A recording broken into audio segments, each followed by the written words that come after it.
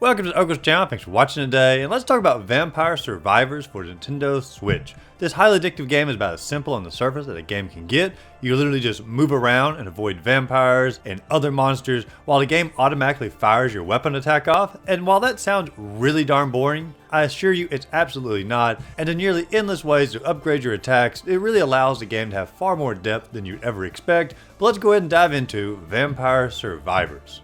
Now when you start the game off, you have 4 heroes that you can choose from, one with knives, one with a whip attack, one with spell shots, and one with like a ricocheting projectiles that travel across the screen. And personally, I like the knife fella, who's called Gennaro, but now that I say it out loud, it sounds really generic picking him because his name sort of sounds like that. But still, I like the knife attack, so that's generally who I play as. And there are other characters that can be unlocked with different starting weapons, and it's a good variety, but it will take some time to unlock all of them, and obviously in my game I have not right here, but there are a ton of them to choose from. Now like I said earlier, the game itself is going to sound really boring on the surface here because you just simply wander around the area, killing all the monsters that just simply endlessly come at you. There are literally no controls except to move around, and even your weapons fire automatically every few seconds, and so you don't even control your attack. All you have to do here is just simply move around and avoid the monsters. Now when the monsters are killed, they drop off little blue diamonds behind them, and you can pick up these little blue diamonds for experience, which give you either new weapons or new powers or new weapon upgrades or health upgrades,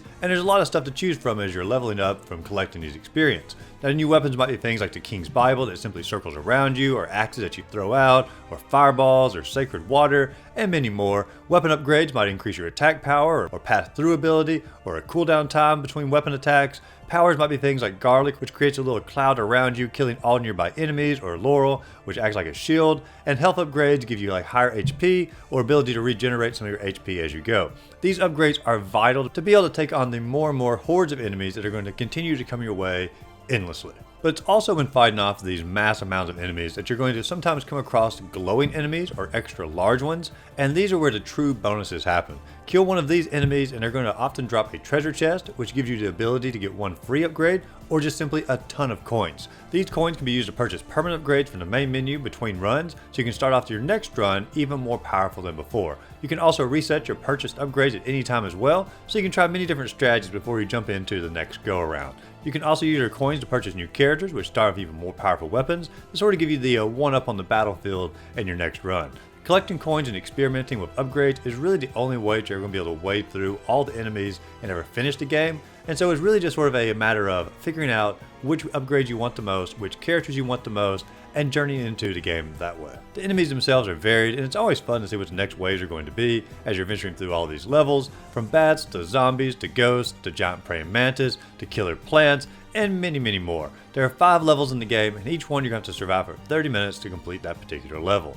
The game itself is very simple in the gameplay, but the strategy is going to come into play when you're choosing which upgrades to use and which characters to start with, which powers to purchase, and so on. Decision making is going to be the main crux on if you're going to be able to finish the game or not, but the impact and sense of power of your decisions as you are mowing down all of these minions from hell is where the true fun of the game lies. And the more you play, the more sucked into the game you're going to get.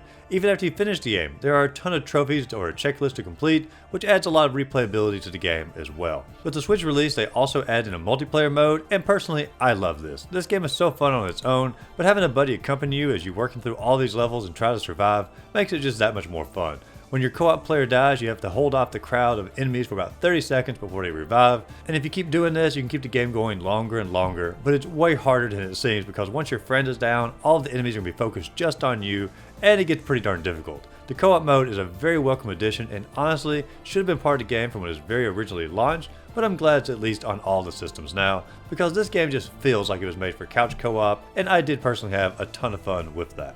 Overall, this game is extremely simple to play, but the depth is there for players once they get sucked into the addictive gameplay, and for $5 on the eShop, this is 100% worth the money, and I would gladly download it again in a heartbeat. There are also 2 DLCs available in the eShop as well for $2 a piece, and once I finish the main game up, I will be journeying into those DLCs as well. But what do you all think? Did you pick up Vampire Survivors on the Switch? Do you already have it on Game Pass? Do you enjoy the co-op mode, single player more? Let me know all your thoughts in the comments down below. And as always, if you enjoyed the video, be sure to like and subscribe to the channel, and just go out there, find a great game to play, and just simply have a great rest of the day.